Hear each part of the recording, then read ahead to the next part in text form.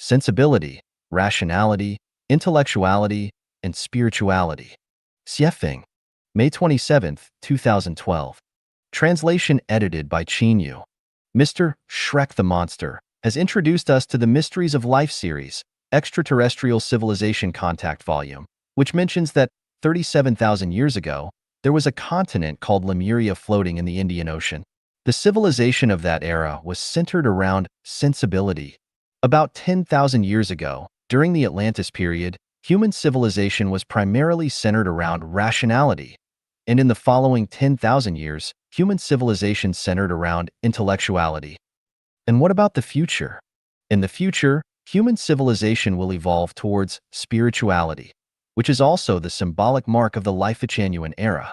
Now, I will explain the meanings and significance of sensibility, rationality, intellectuality, and spirituality. We should not look up definitions in dictionaries. Chinese culture is divinely created, and Chinese characters are divinely created. We should understand sensibility, rationality, intellectuality, and spirituality directly from the meanings of the words themselves. Firstly, the common point among sensibility, rationality, intellectuality, and spirituality is nature. Sensibility is to feel nature. Rationality is to understand and organize nature. Intellectuality is to know and comprehend nature. And spirituality is to approach nature flexibly and dynamically. Nature is the essence of the universe. Take care of the big things, and the little things will take care of themselves. When we feel, understand, organize, know, and approach nature flexibly, the mysteries of life, and the universe become clear. What is the universe? The universe is nature. The myriad things in the vast world are all nature, all manifestations of nature. Nothing can exist apart from nature. Mountain nature, water nature, fish nature, bird nature, beast nature, human nature, divine nature, demonic nature, flower nature, Buddha nature, etc. Who can exist without nature? The core of Buddhist philosophy is nature. The one who best inherited the wisdom of the Buddha, Shakyamuni, is Kashyapa. Shakyamuni held a flower and Kashyapa smiled. Others did not understand. Kashyapa is the ancestor of Zen Buddhism. The core figure of Zen Buddhism is Bodhidharma. Bodhidharma was the last Indian Zen master and the first in the Eastern lands. Thus, in China, Bodhidharma is called the ancestor of Zen Buddhism. The treatise on the bloodline of the patriarch clearly states, Buddha is nature, and nature is Buddha. Therefore, practicing Buddhism is practicing nature, and practicing nature is practicing Buddhism. Seeing one's true nature is becoming a Buddha. What I guide in Life-Genuine is nature, love, and Tao. Why practice nature, love, and Tao? This is determined by the three essential elements of the universe: consciousness, structure, and energy. Tao is the characteristic of consciousness. Nature is the characteristic of structure, and love is the characteristic of energy. Therefore, we need to practice nature, love, and Tao. After 2013, humanity will enter a new civilization, the Life-Genuine era. The characteristic of the civilization in the Life-Genuine era is spirituality. Spirituality is the nature of celestial beings. In the coming 1,000 years, all members of humanity will live like celestial beings. Time is the best standard to test truth. Facts speak louder than words. The current life in the second home established by Life-Genuine is the life of celestial beings. There are no conflicts, no arguments, no deception, no intrigue, no suffering, no anxiety, no worries. No one pockets anything found on the road, and doors are unbolted at night. Everyone is happy, joyful, free, and content, living like celestial beings. Why is this possible? Because we have inherited human civilization, having gone through the stages of sensibility, rationality, and intellectuality, and have now entered the era of spirituality. The main feature of the human spiritual civilization era is to live out the Tathagata nature, living entirely according to the will of the Creator, the greatest Creator. It is to bloom one's own nature freely and without restraint. The sixth patriarch of Zen Buddhism, Huineng, has classic explanations of self-nature. All phenomena are inseparable from one's own nature. How unexpected! The self-nature is originally pure. How unexpected. The self-nature is originally neither arising nor ceasing. How unexpected. The self-nature is originally complete in itself. People should approach nature flexibly and dynamically, live in nature, not in immorality, ethics, ideology, truth, doctrine, nation, religion, political party, family, or organization. People no longer pursue, possess, or control anything but bloom their own nature freely and timely like flowers. Those who cannot feel nature are ignorant. Those who cannot understand or organize nature are foolish. Those who do not know nature are ignorant. Those who do not approach nature flexibly and dynamically are barbaric. Everything is nature. The entire universe is a dance of nature. Attempting to transcend nature is as foolish and ignorant as someone pulling their own hair to lift themselves off the ground. If practice and cultivation do not confront nature or do not practice nature, it is like scratching an itch through a thick glove. It is off-topic, upside down, and illusory.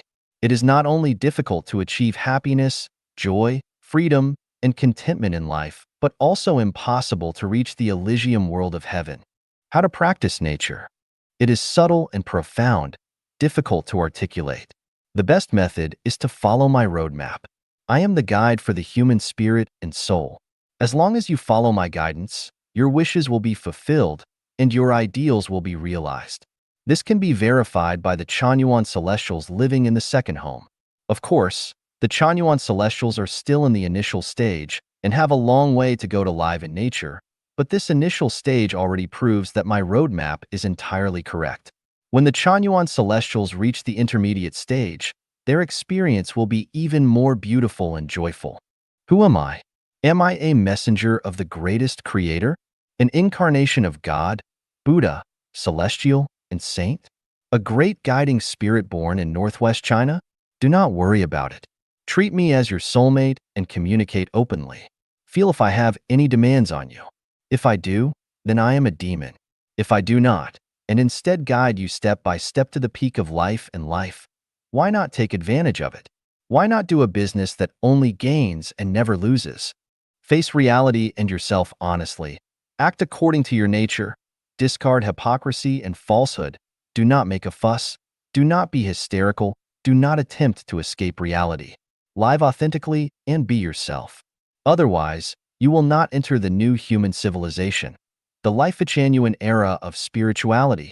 自性佛性如来本性天性. Self-nature, Buddha nature, Tathagata nature, and heavenly nature, innate nature. Xiefeng. June 7, 2012. Translation edited by Yu. Self-nature is Buddha nature, and Buddha nature is Tathagata nature. Self-nature, Buddha nature, and Tathagata nature are Buddhist terms representing different expressions of understanding ultimate reality.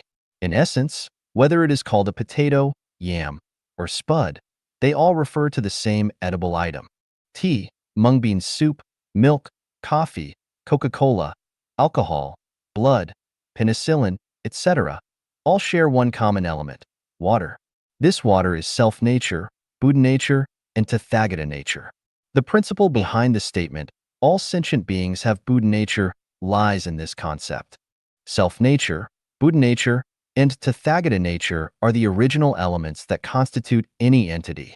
Adding or subtracting something from the original state results in various complex and diverse forms. Whether it is an elephant, an ant, a rabbit, a horse, a snail, an ox, a human, a Buddha, a demon, a god, or a monster, they all share one common element, nature. This nature is Tathagata nature, Buddha nature. By adding or subtracting something from this Tathagata nature, different life forms emerge. Just as humans, whether male or female, share the common element of being human, the difference lies in their structure, resulting in the distinction between men and women. A house, regardless of whether the door faces east, south, west, or north, whether it is made of iron, wood, plastic, or paper, regardless of the size of the windows, the roof material, or the interior area, is still called a house. Every kind of life is one, and all life is one. This oneness is self-nature, Buddha nature, Tathagata nature. In this sense, all beings are equal. Adding feathers and wings to this oneness results in flying insects and birds. Adding hands results in humans. Reducing mobility results in trees and plants. Increasing mobility results in animals. The oneness can be large or small, round or square, long or short, colorful or plain. An elephant, no matter how large, is one. An ant, no matter how small, is one. A butterfly, no matter how colorful its wings, is one. A moth, no matter how plain its wings, is one. How unexpected! The self-nature is originally pure. How unexpected! The self-nature is originally neither arising nor ceasing. How unexpected! The self-nature is originally complete in itself. How unexpected! The self-nature is originally unshakable. How unexpected! The self-nature can produce all phenomena. Self-nature is like this, and so are Buddha nature and Tathagata nature. Self-nature is self-harmonious, and naturally, Buddha nature and Tathagata nature are also self-harmonious. Neither arising nor ceasing, neither defiled nor pure, neither increasing nor decreasing. No sensation, no perception, no mental formations, no consciousness. No eye, ear, nose, tongue, body, or mind. No form, sound, smell, taste, touch, or objects of mind. No realm of the eye, up to and including no realm of mind consciousness. No ignorance and also no ending of ignorance, up to and including no old age and death, and also no ending of old age and death. No suffering, no cause of suffering, no cessation of suffering, and no path. No wisdom and no attainment with nothing to attain. A person's Tathagata nature is self-harmonious. Without Tathagata nature, it is not self-harmonious. A man must unite with a woman to achieve a certain level of self-harmony, and similarly, a woman must unite with a man to achieve a certain level of self-harmony. Tathagata nature has no gender distinction, nor does it have distinctions of size, length, height, weight, beauty, or ugliness. This is like the debate over whether human nature is inherently good or evil. In reality, not only at the beginning of life, but even in the middle and at the end, human nature has no distinction between good and evil. Only when this nature is expressed can it be judged as good or evil. Once this nature is expressed, it is no longer Tathagata nature but the unique nature of a thing or life. At this point, we must ask, what nature is exhibited by a cat eating a mouse, a wolf eating a sheep, or a cow eating grass? Is it self-nature? Is it Buddha nature? Is it Tathagata nature? The answer is none of these. They exhibit their respective heavenly natures. The terms cruel by nature and kind by nature originate from this. What is exhibited by various things and lives is not self-nature, Buddha nature, or Tathagata nature, but heavenly nature. Just as tea, alcohol, and milk have water as their main component, they do not exhibit water but their respective different natures. Heavenly nature is the characteristic given by the Creator to each thing in life, different from other things and lives. The structural elements of each thing and life are the same, but due to different structures, they exhibit different characteristics. Just as wooden beds, wooden doors, wooden tables, wooden stools, and wooden windows are all made of wood, but due to different structures, they exhibit different characteristics. In this sense, self-nature, Buddha nature, and Tathagata nature are like wood, while heavenly nature is like beds, doors, tables, stools, and windows. Here arises a question. Should a thing or life exhibit Tathagata nature or heavenly nature? The answer: it must exhibit heavenly nature. If it exhibits Tathagata nature, then all things and lives will be uniform, with no distinction of levels.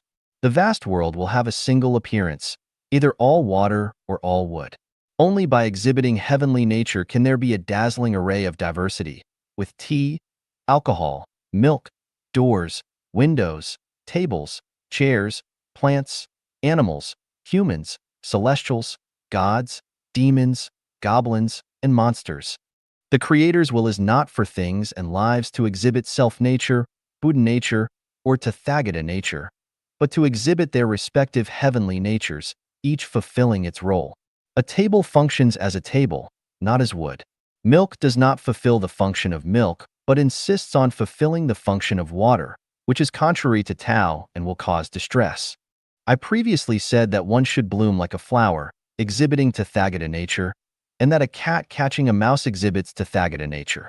This is inaccurate and confuses Tathagata nature with heavenly nature. However, I said this to align with the traditional understanding of Tathagata nature. I know that when I say bloom like a flower, you will inevitably exhibit heavenly nature. No matter how hard you try, you cannot exhibit Tathagata nature. Therefore, saying this is not a big deal. A cup of tea, when asked to exhibit Tathagata nature, can only show the characteristics of tea, not water. In fact, the above analysis and explanation are not very beneficial and may make the issue more complex, trapping people in conceptual constraints. The simplest method is for a person to free themselves from distress, worry, and fear to the greatest extent possible, to achieve a state of no attachment and no dwelling, to strive for no self and no form. By doing so, one becomes a Buddha or celestial and enters the Elysium world.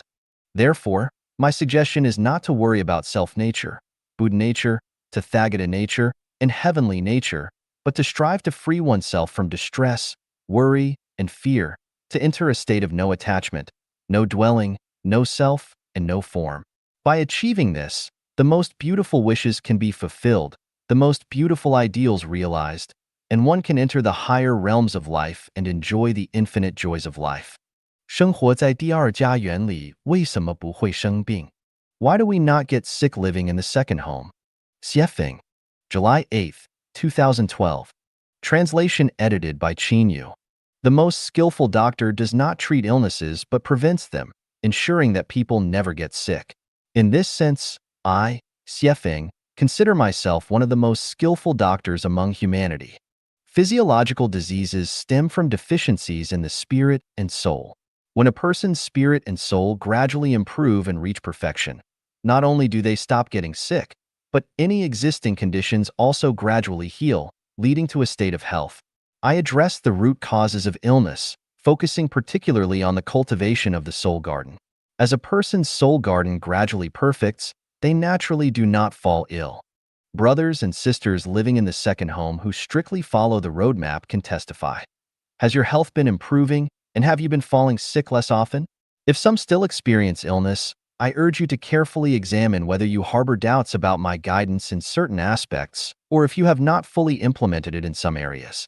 If you have genuinely followed the guidance, you should not experience illness after living in the home for a year. In addition to the perfection of the spirit and soul, I have also provided many effective prescriptions. I have alleviated your worries, anxieties, pains, and fears. You no longer face much pressure related to food, clothing, housing, transportation, aging, illness, and death. With reduced stress, your physiological functions begin to operate normally, and the flow of qi and blood remains smooth, preventing blockages. I bring you joy and happiness through engaging in romance and affection, flirting, and light-hearted interactions. You no longer have time to worry or be troubled. You don't even think about illness. If your mind is free from illness, how can it manifest in the body?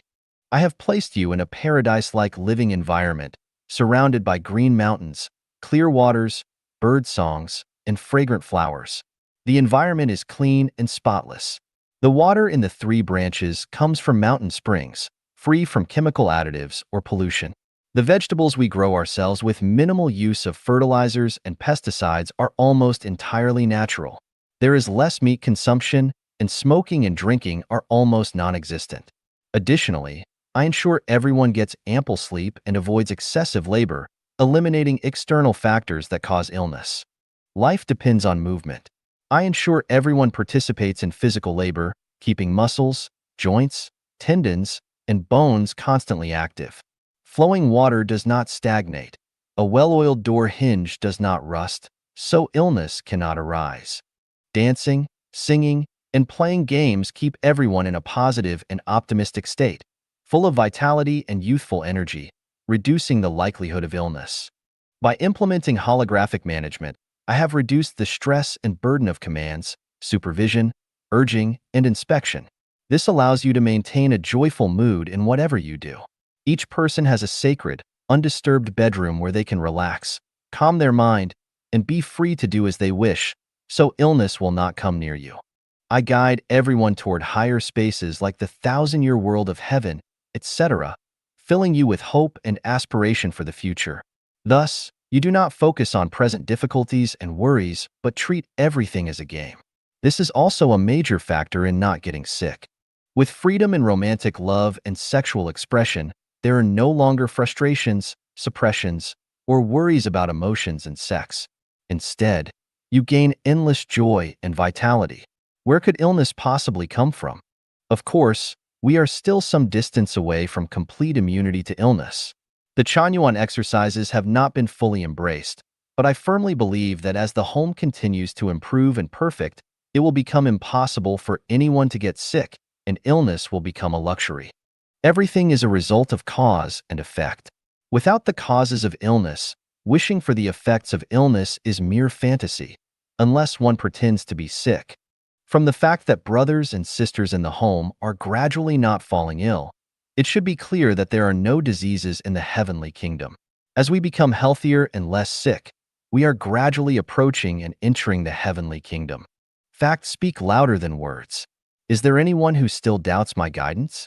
Should you not strengthen your faith and strictly follow the guide's roadmap? 心灵神交, Spiritual Communion. Xiefeng. September 23, 2012. Translation edited by Qinyu. When hearts are in tune, a single glance, a gesture, an expression, a movement, or a word can open a door as beautiful and infinite as poetry and painting. From then on, in flower gardens under the moonlight, by the streams, on the hills, in the valleys, inside the caves, the heart blooms with wonder everywhere. Everything becomes serene and pleasant, with an endless sense of ease and contentment, pure and untainted, peaceful and warm. There are no obstacles, no barriers, no worries, no restraints. One can follow their hearts and freely display their grace and charm. From now on, whether at the ends of the earth or across mountains and rivers, no matter how high the mountains or how vast the waters, even amidst dense fog and mist, the bond is as close as glue. Hearts and souls are intertwined, with no grievances, no sadness, no troubles, no hesitation. One can quietly observe the rising and falling tides, the swirling clouds, and the magical combinations and performances of countless things and phenomena. They can instantly merge into a roaring fire and stir up tumultuous waves, savoring the dynamic and wonderful realms where yin and yang meet, where heaven and earth connect, experiencing the swirling clouds and shifting rains, engaging in passionate embraces and intimate union, following the flow of life, carefree and at ease, where space disappears, time ceases to exist, and only the spirit shines, the soul drifts. It is endless bliss, boundless and infinite, free from thirst and hunger, without weariness or fatigue. The heart is unattached and unobstructed, beyond words and indescribable joy. This is spiritual communion. 看偶然现象的必然性所阐发的启示. Revelations from the inevitability within apparent coincidences. Xiefeng. September 24, 2012. Translation edited by Qinyu. 3 years ago, Lucian North, a 77-year-old Canadian man, won a lottery jackpot equivalent to 100 million renminbi. The unexpected windfall led to the following consequences. Lucian gave most of the winnings to his son, neighbors, and relatives, which greatly displeased his wife. The couple frequently quarreled, and their relationship gradually deteriorated. Ultimately, Lucian's wife divorced him and left. Lucian's son, Daniel, was furious when he learned that his father had been cheated out of 5 million Canadian dollars by neighbors. Earlier this spring, Daniel filed a lawsuit against 4 of his father's neighbors and a relative of his ex-wife, accusing them of exploiting Lucian and illegally taking a portion of his jackpot. The lawsuit left the elderly and frail Lucian overwhelmed and estranged him from all his neighbors and relatives. On September 1st, Daniel and his wife, Teresa, held a large party to celebrate the completion of their luxurious pool. However, Teresa unexpectedly fell into the pool and drowned. Her body was discovered at the bottom of the pool the next morning. On the evening of September 18th, Daniel was resting at his home in the Montreal suburbs when his pet dog suddenly ran out of the yard. Daniel rushed out to chase the dog and was hit by a speeding jeep, dying on the spot. Three incidents among these events seem purely coincidental. First, Teresa unexpectedly fell into the pool and drowned. Second, the pet dog suddenly ran out of the yard. Third, he was hit by a speeding jeep and died on the spot. Each of these events appears accidental and fortuitous when considered individually. However, when we look at the overall trend, we realize that everything was inevitable. The pet dog happened to run out of the yard while Daniel was resting, and a speeding car happened to be passing by just as he ran outside. Who made the pet dog run out of the yard at the precise moment when the speeding jeep was coming? Did the dog decide to run out on its own? The insights are: there are no accidental phenomena or events. Everything is inevitable. Human and animal behavior is not entirely controlled by their own consciousness. The Tao's program is constantly at work. Everything operates within the Tao. What can we learn from this? Misfortune, that is where happiness depends. Happiness, that is where misfortune underlies. When we are fortunate, we should cherish it and avoid squandering it. Maintain simplicity. Do not expect to gain unexpected wealth. Rely on your own labor and creation. We do not gamble, buy lottery tickets, engage in profiteering activities, invest in stock trading, pick up lost items, or ever expect to get rich overnight. The sum of positive and negative energy is zero. The more we gain, the more we lose. Therefore, contribute more and seek less. The five elements, metal, wood, water, fire, earth, generate and overcome each other. Always maintain balance, avoid extremes, and develop steadily. Otherwise, calamities may arise at any time. The Tao is in operation, and its program is at work. Good deeds are rewarded with good, and evil deeds are rewarded with evil. Focus on perfecting your non-material structure and cultivating good qualities, rather than spending time and energy on material wealth and fame. Whatever happens to you is the result of cause and effect. Therefore, do not harbor resentment towards others. Instead, look for reasons within yourself rather than blaming the pet dog or the speeding jeep. Everyone may face potential calamities like injury, terminal illness, disaster, loss, or imprisonment. The best way to prevent misfortune is to adhere to the path of the greatest creator. Align your words, actions, thoughts, and behavior with truth, goodness, beauty, love, faith, and sincerity. Contribute more, enjoy less, and thus avoid misfortune and escape disasters. The pet dog suddenly running out of the yard is driven by a process or some invisible consciousness. This suggests that, as your life and life guide, my words and actions, and the guidance I provide, are not entirely under my own consciousness control but are operated by the Tao. Because I no longer exist. I died in a car accident, and the current I is merely a mediator between the greatest creator and you. Absorption of non-material energy. Xiefeng. October 13th, 2012. Translation edited by Yu. All life relies on energy to exist. Without energy, life cannot survive. The growth of a plant is determined by the energy it absorbs. A plant that absorbs ample energy grows well, while one that does not receive enough energy will have limited growth, will not bloom, and will not produce full fruit. The same applies to animals. For a person to be healthy, clear-minded, mentally sharp, and to do good deeds, they must absorb sufficient energy.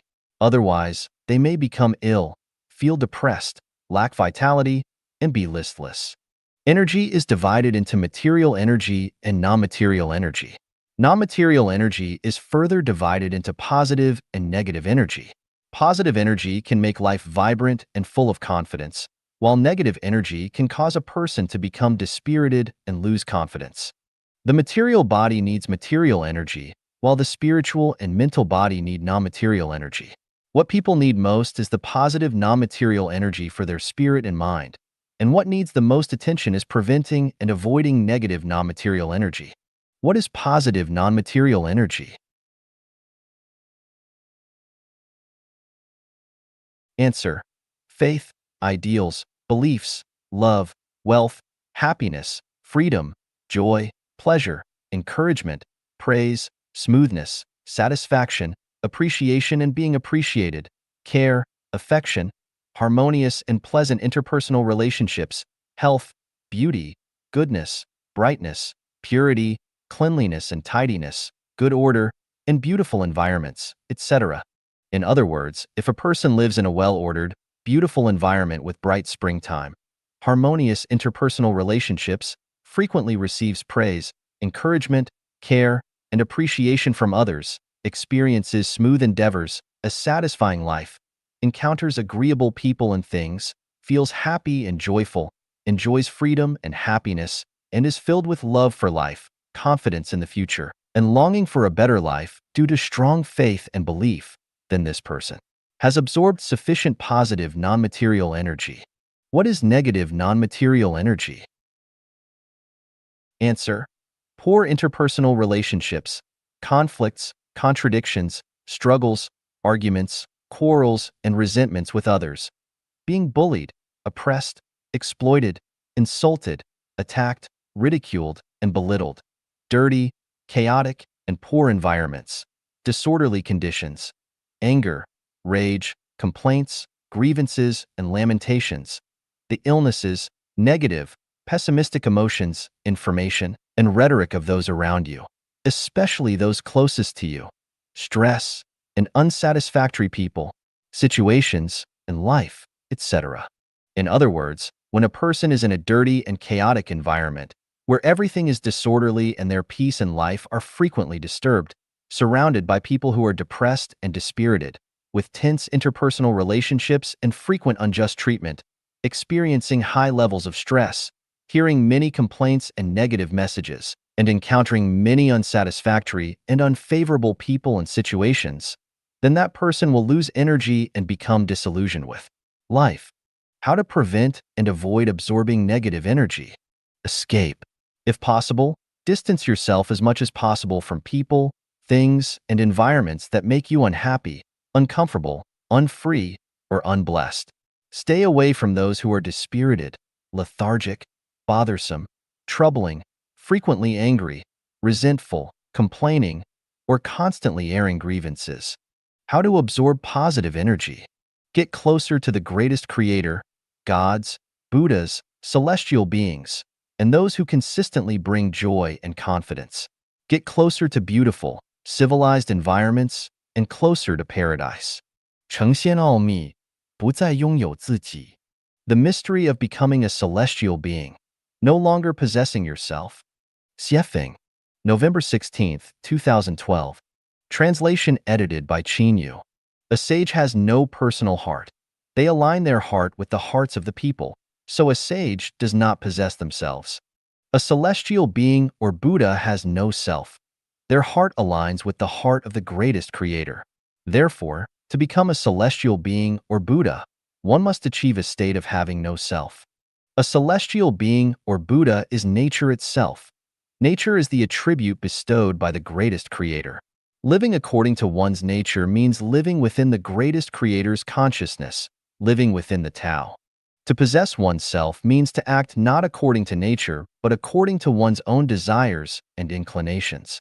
When a being is arrogant, selfish, greedy, ambitious, and acts for their own enjoyment, desires, or possessions, seeking money, power, fame, or pleasure, they possess themselves. Demons are beings who possess themselves. To maintain their own self, they rebel against the greatest creator, defy heaven, and recruit forces to expand their power, aiming to stand on equal footing with the greatest creator. Therefore, when a person desires to possess themselves, they resonate with demons, becoming demonic progeny. This is why Christ Jesus warned that to follow him into the kingdom of the greatest creator, one must renounce the self. Is it good to possess oneself? No. Reflect deeply and carefully. Where do your troubles, pain, sorrow, anxiety, fear, negativity, pessimism, misfortune, and disasters come from? These all arise from possessing oneself. When you no longer possess yourself, these negative things will dissipate. Hence, the sage Laozi advises that the great sufferings of humanity stem from the self. Once the self is gone, there will be no suffering. Why do you debate, argue, quarrel, and conflict with others? It is because you possess yourself. When you no longer possess yourself, What is there to debate, argue, or fight over? Conflicts arise from wanting to protect oneself, one's possessions, and one's vested interests, or from scheming to gain or hold onto something. Why are you irritated or troubled? Is it not because your vanity, self-esteem, or interest have been harmed, leading to frustration and resistance? All those who commit crimes and end up imprisoned, are they not driven by the desire to avenge or possess due to possessing themselves? All those who descend to hell, are they not opposing the way of the greatest creator due to their self-possession? Therefore, the sage embraces unity and is a model for all under the heavens, which means embracing unity cannot involve possessing oneself. Once one possesses oneself, it becomes not unity but a multiplicity, embracing 2, 3, 4, 5, 6, 7. What is unity? The supreme leader is unity. In the universe, the greatest creator is the supreme leader. Thus, the entire universe aligns with the greatest creator. In worldly society, the president or chairman is the supreme leader. Thus, people must align with the president or chairman. Specifically, in production, the CEO or head of an organization is the supreme leader. Everything must align with the leader. Is it good to no longer possess oneself? Certainly. Without possessing oneself, one can maintain harmony with others, society, and nature. Everything will proceed in an orderly and well-regulated manner. Although it may seem like losing oneself on the surface, in essence, one ends up gaining more and enjoying more through harmony with others, society, and nature. By giving up oneself, one actually finds oneself. By striving to possess oneself, one ultimately loses oneself. Take the example of the Life-Chanyuan second home. All those Chanyuan celestials who sought to preserve their own selves in the Chanyuan ultimately disappeared into the sea of ordinary beings, losing themselves. Meanwhile, those who gave up themselves and ceased to possess themselves entered the home one by one, living in a beautiful, carefree paradise, enjoying a happy, free, and blissful life, and ultimately found themselves and gained themselves. When the self is completely lost, the heart becomes relaxed and happy. Only when a person fully abandons the self and ceases to possess themselves can they appreciate and experience the magnificence and wonder of the vast world. Enter a realm of ultimate freedom, understand the workings of the Tao and the will of the greatest creator, and live out their true self. Do you wish to become a celestial being or Buddha? Do you want to achieve supreme, authentic wisdom and escape the confines of heaven and earth to enjoy eternal bliss in the boundless realm of ultimate happiness? Yes. The way is to abandon oneself, to no longer possess oneself. Remember, the core of Buddha's teaching is no self, no form, a mind free of attachment, and no hindrances. 理性思维和灵性思维的分野. The distinction between rational thinking and spiritual thinking. Xiefeng. February 22nd, 2013. Translation edited by Qin. Ignorant people rely on instinct, worldly people rely on personal gain, mortals rely on emotions, wise people rely on rationality, and celestial beings rely on spirituality. A rational thinker thoroughly deliberates on everything, using all the rules and regulations of the real world, along with their knowledge and analysis of personal gains and losses, to decide whether to take action. They summarize experiences, learn lessons, think rationally, deliberate carefully, weigh pros and cons, seek good fortune while avoiding disaster, and take preventive measures. A spiritual thinker acts according to their nature, responding to circumstances and destiny spontaneously. They pay attention to their initial feelings and sensory stimuli, making prompt decisions without considering the consequences, success, or personal gain or loss. They do not worry about future necessities like food or clothing. They speak and act as they feel, laying eggs when it's time to lay eggs, crowing when it's time to crow, living when it's time to live, and dying when it's time to die. As for everything else, they follow the guidance of their spirit and the operation of the Tao, without hiding or pretending, being open and upright, without using cunning or deceit, just like a baby. Belief in the greatest creator, trust in cause and effect, and giving one's best effort each day are characteristics of a spiritual thinker. Beware of others, ask a few more questions, be cautious of being deceived, and think thrice before acting are characteristics of a rational thinker. A true gentleman does not seek blessings, yet heaven guides him to fulfill his true intentions. A cunning person tries to avoid misfortune, yet heaven seizes his soul at the very moment he schemes. Cleverness may overreach itself.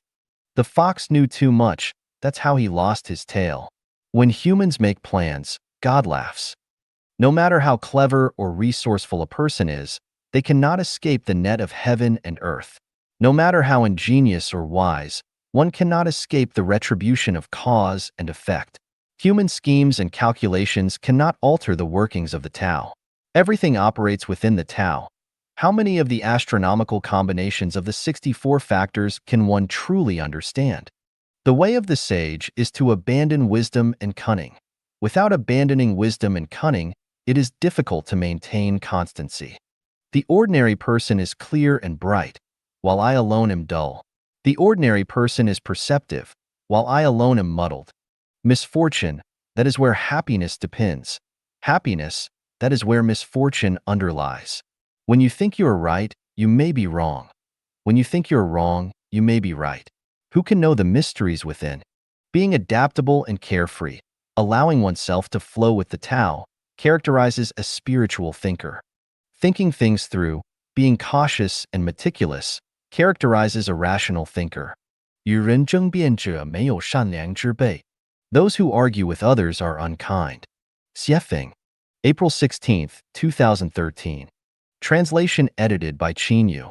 As long as one contends with others, whether it's quarreling, competing, snatching, arguing, disputing, or debating, it is still contention. The purpose is either to claim what belongs to others as their own or to impose one's will on others, with the core aim being the struggle for energy. Therefore, anyone who contends with others is unkind. Spouses are most prone to quarreling and debating, so neither spouse is kind. Once someone becomes a husband or wife, kindness disappears from their world. Different beliefs and sects easily fall into disputes and debates. As soon as contention arises, that belief or sect ceases to be kind. Religions and political parties often engage in arguments and debates, which shows that neither religions nor political parties are kind. Contention is easily sparked between nations and ethnic groups, proving that neither nations nor ethnic groups are kind.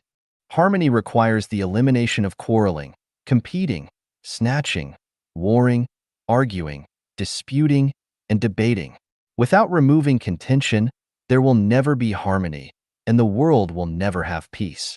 No matter who participates in contention, whether using any justification, excuse, or method, or even under the banner of the greatest creator, gods, Buddhas, truth, or the salvation of all beings, they have strayed from kindness and are evil. Chanyuan celestials should stay away from contention. Truth never contends. The greatest creator never contends with gods, Buddhas, celestial beings, saints, humans, ghosts, or demons. There is no contention in heaven. The beings in heaven never quarrel, compete, snatch, argue, dispute, debate, or war with others. A harmonious home should not have contention. A peaceful world should not have contention. The Tao operates according to its program, and cause and effect are in action. What is there to contend about?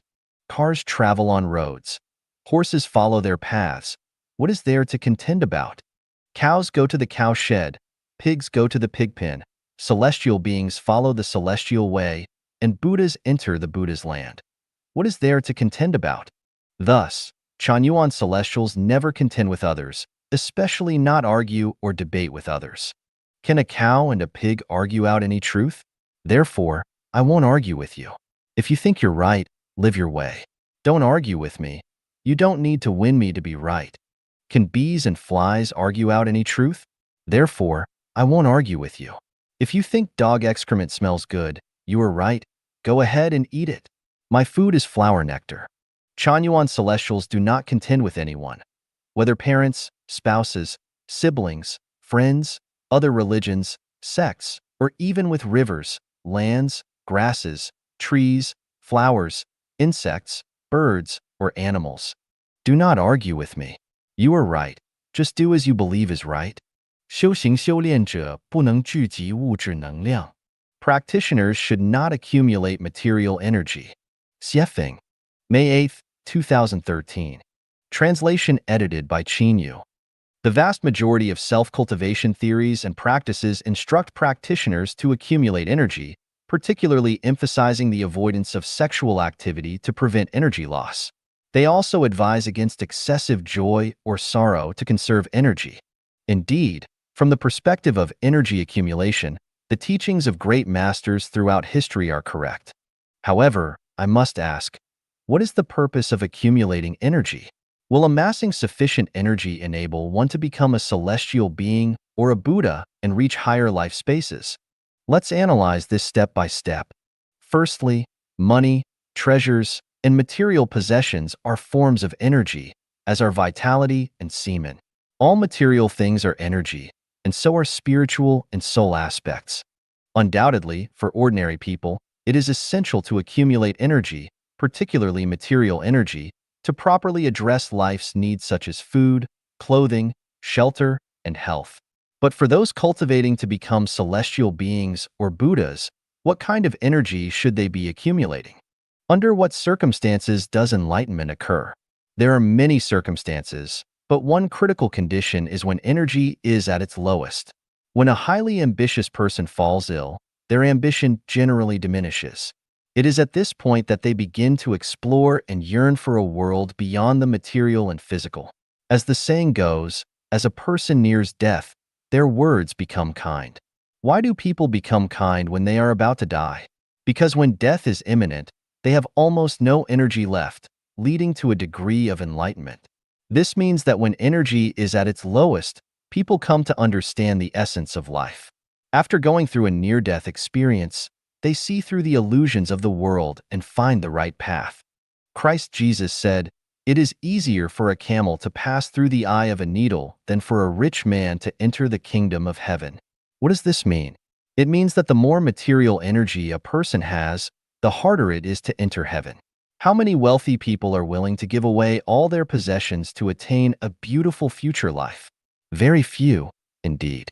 Experience shows that the more material energy one accumulates, the harder it becomes to elevate the quality of one's life. Only by closing one door can another open. When a person focuses their mind, time, and energy on accumulating material energy, the door to heaven closes. Is having more energy always good? I once said that giving a dog a mountain of bones and meat would provide it with ample energy. But can this dog become a dragon? The answer is no. Not only will it not become a dragon, but its canine nature will be strengthened, making it believe that being a dog is just fine. Similarly, when a person has abundant material resources, they may feel content with their human existence and be less inclined to engage in rigorous self-cultivation, thus missing the opportunity for self-elevation. After sexual activity, both men and women feel fatigued, which indicates that energy has indeed been consumed. But is this energy consumption beneficial, or is it better to accumulate energy without consuming it? What are the results of non-consumption? One's temper may become irritable, the mind unbalanced, and one may easily become lost in thoughts when alone, find it difficult to focus, suppress oneself, miss out on life's wonders, and feel less joy, rejecting beautiful things and lacking a longing for a good life and future. And what about the results of consumption? One's temper becomes calm, the mind balanced, one can focus better, find everything in the world beautiful, desires diminish, confidence increases, and the longing for a good life and future intensifies. There is no scientific evidence to prove that refraining from energy consumption leads to becoming a celestial being or a Buddha. Sexual essence is material energy and should not be accumulated. The conclusion is, practitioners should not accumulate material energy but should focus on accumulating spiritual and soul energy. So, what is spiritual and soul energy? Friendship, harmonious relationships with those around you, a beautiful environment, and a peaceful life are examples of spiritual energy.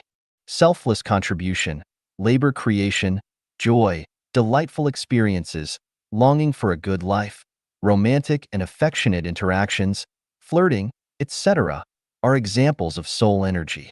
Am I right? The spring river warms, and the ducks know it first. You know best whether the shoes fit. 我们需要的成熟和不需要的成熟.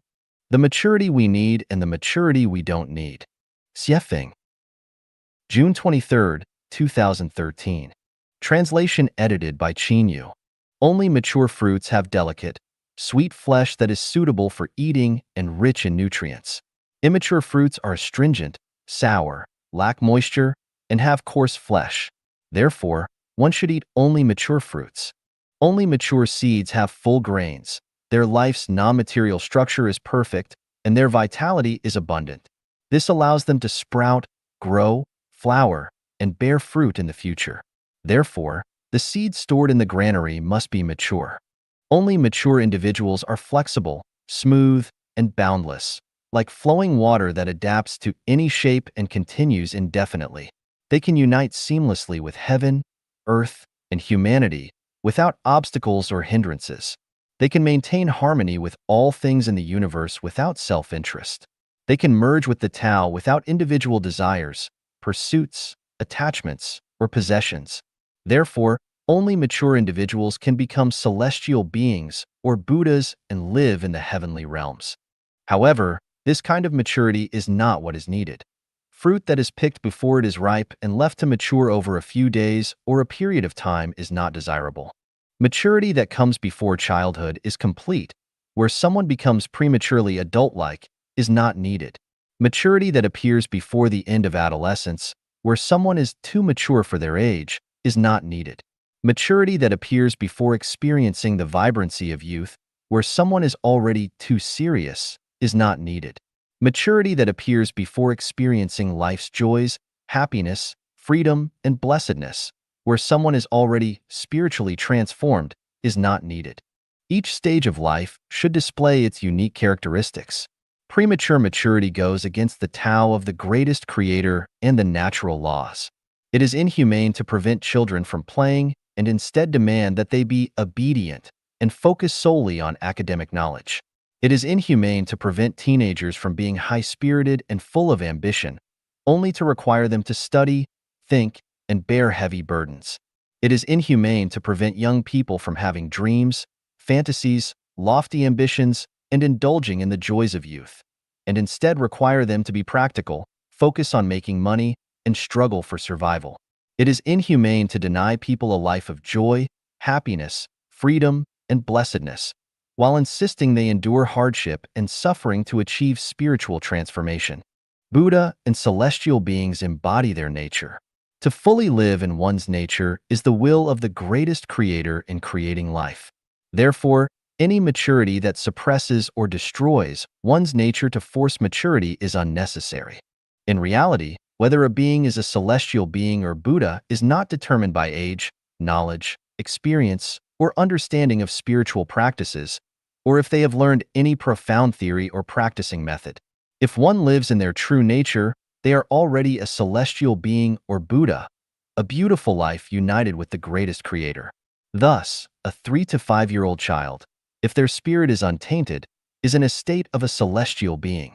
There is no need for someone to deliberately guide and educate them on becoming a celestial being or Buddha. If a prodigy is carefully guided and educated by experts, their talent might be obscured. Imagine telling a peach tree, "You should grow well, absorb plenty of water and nutrients, maintain your peach tree nature, do not be lured by pear trees, and you should flower in spring, and the peaches you produce must taste like peaches." Is this necessary? The peach tree knows best how to grow, flower, and bear fruit. It understands natural laws better than humans and knows how to harmonize with nature. Humans should not guide or educate, but should provide water and fertilizer. Premature maturity can be counterproductive. If a person does not live in their true nature but spends every day thinking about how to gain praise and eulogy by showing maturity, this kind of maturity is undesirable. Men should be men, and women should be women. A woman who is externally graceful but internally capable is considered a mature woman. A man who is externally strong but internally gentle and refined is considered a mature man. This kind of maturity is not the same as mature crops, but rather a distorted form of maturity. We would never consider a hen that lays eggs and crows to be mature, Nor would we consider a rooster that crows and lays eggs to be mature.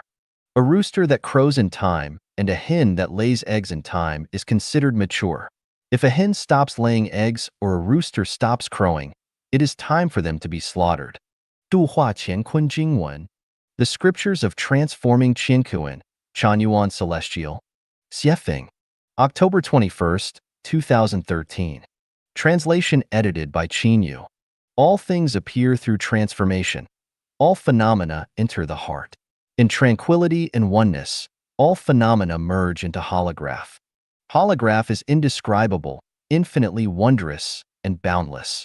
Using logic is like fishing in the forest. Wisdom obstructs one's perception of the Tao. The view of self harms the heart. The more profound one's knowledge, the more impoverished one's spirituality. Once there is self-attachment, evil thoughts arise. Writing or speaking about it harms both oneself and others. Joy is the fairy world. Freedom is the Buddha's land. Arguing with others is the act of a foolish and stubborn person. Becoming a Buddha requires great faith, not an understanding of doctrines. Attainment requires accumulation, not clever shortcuts. Good thoughts protect a kind heart. Kind hearts treat all beings well. Attacking others is the mark of an evil person. The desire for fame, wealth, and status must be completely discarded. Losing humility leads to becoming an arrogant, devilish person. Respect the messenger before you, not for the messenger but for the one who sent them. Harming others ultimately harms oneself. Praising others ultimately praises oneself. Selflessness fulfills the self. Unselfishness leads to personal gain. Karma is tightly interwoven. Every detail requires caution. A single careless word can open the gates of hell. Those who belittle the greatest creator are among the devils. Those who desecrate the greatest creator face endless suffering. Do not dwell on the scriptures of truth. Focus on the innocence of a child. Open the windows to let sunlight and moonlight enter, and do not harbor shadows in your heart. Follow the guide's path, and with each day, approach the fairy world. A heart full of devotion helps you ascend to the heavens. Empty talk leads to a wasted life. Planting vegetables helps you enter the pure and empty. Sweeping the floor cleanses the heart's dust, and even transporting manure can lead to purity. Do not worry about worldly affairs. All things move within the Tao. Rewards and punishments come in time, relying solely on self-cultivation. The worldly scenes are like fleeting flowers and bubbles, like dew and lightning. Do not let them distract you from your Tao. Space is infinitely vast, yet clearly layered. If you are lost in the world, it is like sowing seeds in the desert. The home, the second home, is like an egg or pearl with a vast cosmos inside. There are paths to heaven, and one can take root in the earth by living there. The gate of nature is the gate of the Tao. The Tao's mystery is entirely in nature. Buddha and celestial beings are nature itself. Pure nature leads to the celestial realm. What is beyond words is the Dharma of Buddha. Do not speak of Dharma in terms of forms. Becoming a Buddha is through awakening, not through verbal practice. Everything is a game. Only life is real. Devout reverence to the greatest creator ensures the perpetuity of life. The home is full of games. Return to the nature of a child. If one cannot play, their cultivation will be in vain. Flirtation and jesting are not lewd. In laughter and joy, there is neither self nor form. Shakyamuni Buddha was the first to attain the Tao. Following his teachings leads to perfect enlightenment. Jesus is Christ, the greatest God in the world. Believing in Jesus' words brings the kingdom of heaven before you. Laozi enlightened the Tao and virtue, teaching through maxims. Practice diligently every day to revive and attain the great Tao. The image of Guanyin Bodhisattva is a model for practitioners, rescuing the suffering in oneself, achieving great compassion and great vows. The guide's roadmap must be followed precisely. A small deviation can lead to great errors. If you fail to achieve the right result, do not blame me. Gate Paragate Parasamgate Bodhisvaha. Go, go, go. Go to the other shore with transcendent wisdom. 生命禅院第二段历程禅院草起成词 Chanyuan Celestial's departure speech for the second stage of life at Chanyuan. Xiefeng, March 3, 2014. Translation edited by Qinyu. My heart is pure and serene, without resentment or hatred. For what I have done in the past, I have repaid all beings, without regret toward heaven or my conscience. The difficulties I have encountered are due to karmic retribution, the arrangement of the Tao. I accept them gladly, with no grudges, and my spirit is clear and bright. Today, I set out with renewed vigor, starting from scratch, without any regrets. My heart is pure, and my future is bright. My debts are paid, and the merits are recorded. The fairy world and the Buddhist Pure Land are my home. I proceed with ease, finding joy in new beginnings. Saying farewell to the past and welcoming the future, creating something from nothing. Every place is an oasis. My heart is joyful, and the path is clear. Parting from my hometown and loved ones, I am originally a celestial being and Buddha, untainted by worldly emotions. My ties to the secular world are severed, and my heart is at peace. I am originally selfless, descending into the mortal world not of my own will, but by the decree of the heavenly Tao. May my loved ones not be troubled by me. As for the future, it is up to fate. No matter where I am, I will naturally follow the Tao, and my words and actions will align with nature. Planting grass and trees is my nature. Living among flowers, the spiritual essence endures. Under the moon and among flowers, the sound of flutes and pipes is heard. Life's journey is a fleeting illusion, passing quickly. It is but a glimpse, and I move forward gracefully towards eternity. In the garden of my soul, the mountain flowers bloom brilliantly. The weeds have been removed, and it is beautifully adorned.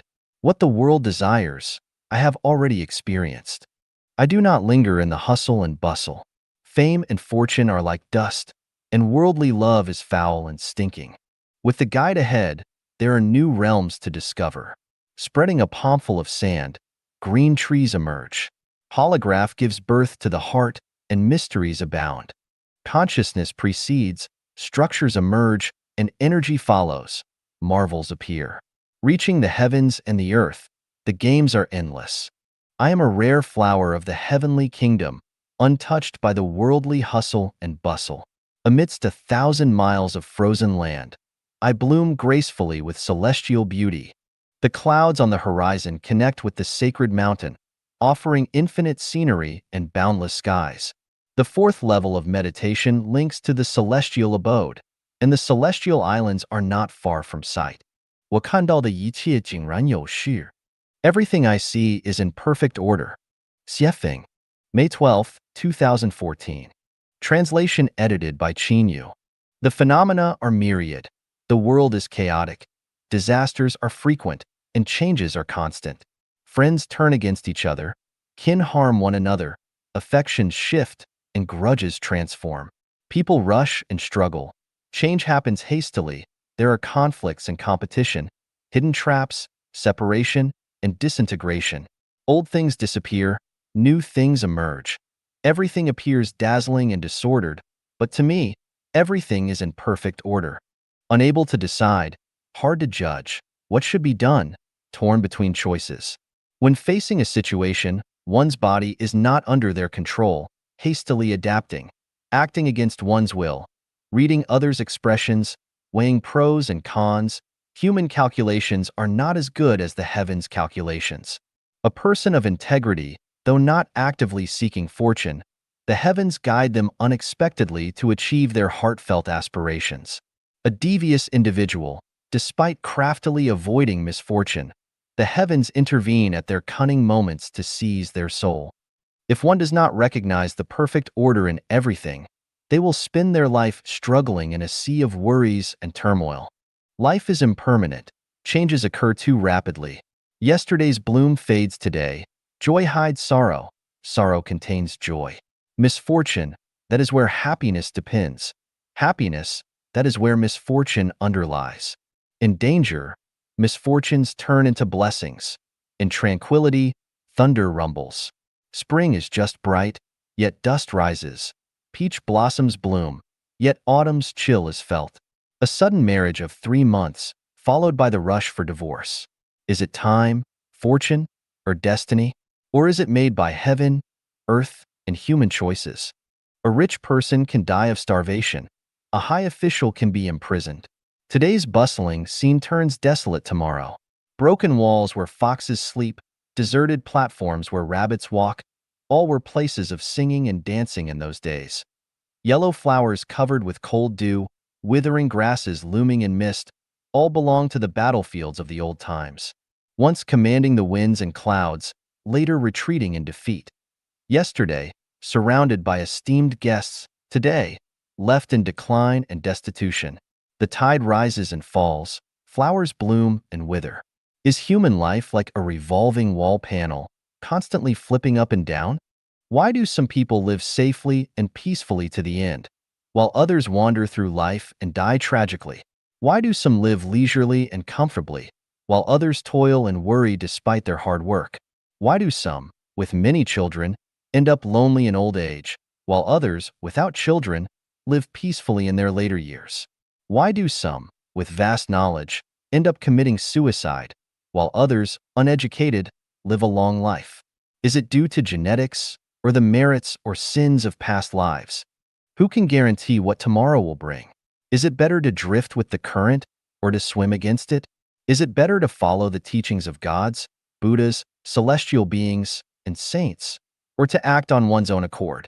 Which profession to choose out of the 360 trades? Is it better to consider long-term benefits, or to solve immediate problems first? Is it better to eat the food given as charity, or to earn one's own sustenance? Is it better to continue working for others, or to forge one's own path? Is it better to study diligently, or to work in the fields from dawn to dusk? Is a turbulent life better, or a peaceful one? Is experiencing wind and rain better, or resting in a coffin? Can you make the right choice? Is your choice useful? Are you driven by survival pressure, or do you have a clear understanding and control over everything? The world changes, and life is uncertain. To seek permanence, people feel the need for cultivation and practice. Throughout history, there has never been a shortage of practitioners, but what exactly are they practicing and cultivating? What have they achieved in the end? Have their ideals been realized? Have their wishes been fulfilled? Have they attained permanence? Is it self-deception or solid evidence? Is success 3 parts human effort and 7 parts heaven's will, or 7 parts human effort and 3 parts heaven's will? Or is it 50-50? Is it that human determination can overcome heaven, or is it that destiny is hard to defy? Is fortune and misfortune created by oneself, or is the script of the grand stage of life already set, with everyone playing their roles involuntarily? Is reality a projection of self-consciousness, or is it the arrangement of heaven? The Tao is in operation. Everything is in perfect order. The net of heaven is vast and wide, yet nothing escapes it. The cycle of cause and effect is precise to the slightest detail. Every thought, action, smile, and anger plays a role. It is hard to determine what is the best course of action, but no matter how it is interpreted, there is a clear and distinct path to heaven. Continually giving and dedicating without seeking to take or possess. How to handle myriad matters. How to make choices when faced with difficulties. The answer is, go with the flow, do not force or contrive. Everything has its predetermined course, and there will always be a day of release from imprisonment. Go with the circumstances. Every day, the people and events around you are due to fate. Do your best with the connections, speak clearly, and handle matters thoroughly without leaving regrets. Follow your nature, driven by the Tathagata nature. Listen to the deepest voice of your soul, without weighing pros and cons or pretending. Speak and act naturally. When the opportunity arises, act. When it does not, don't get inflamed, but wait patiently. If you ask why I guide like this, the answer. The reason is in the holograph, difficult to describe, beyond human understanding. 一切依人心而变. Everything changes according to the human heart. Xiefeng, September 16, 2014. Translation edited by Qinyu. If the earth is a vast desert, the heavens will not bring rain. When the human heart is barren, the heavens will not bestow spiritual gifts. The justice of the Tao lies in its responsiveness to the human heart. What kind of heart we have determines what we receive. Long ago, A wealthy man wanted to start a business to benefit the local people. He went to a village but found the people there indifferent, so he left. He went to another place, where the people were difficult to deal with, so he left again. Finally, he arrived at a place where the people were sincere and kind, and he decided to set up his business there. The lives of the people in that area greatly improved because of this business. There was a wise and profound master with extraordinary powers and abilities. He traveled through many villages and towns in search of a disciple to inherit his teachings. He observed the land, the people's appearances, their speech, and looked for signs, but he never found a suitable candidate. Ultimately, his teachings were lost due to the lack of a proper successor. The universe is filled with many wondrous things, hidden within the ordinary. These wondrous things are as easy to grasp as flipping a switch, but they await those who are destined to receive them. These destined people are not predetermined, but are chosen at random. However, there is a condition. These people's qualities must match the wondrous things they receive. As I often say, only a life of absolute beauty deserves to enjoy absolute beauty. When I first started Life Genuine, my mind was filled with countless wondrous things. However, as Life Genuine developed,